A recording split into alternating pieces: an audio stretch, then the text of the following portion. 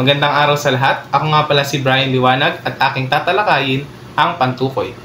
Ang ating layunin ay matuklasan ang dalawang uri ng pantukoy.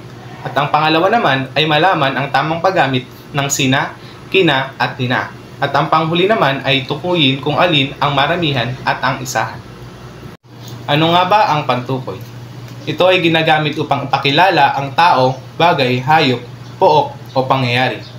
Tumutulong ito upang maging malinaw kung sino o ano ang tinutukoy sa pangungusap. Simulan natin sa pantukoy na pambalana.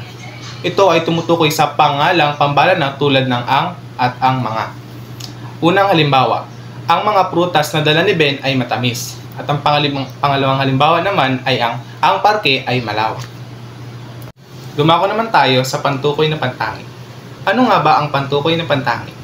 Ito ay tumutukoy sa pangalang pantangi o tiyak na ngalan. Ito ay ang si, sina, ni, nina, kay at kina. Ang, si, ni at kay ay ang mga pantukoy na ginagamit kung ang tinutukoy nito ay isahan.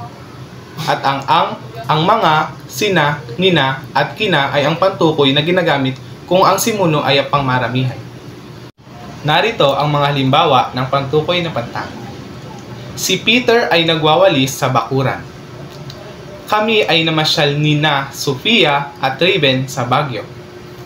Si Doris ay nagluluto ng adobo.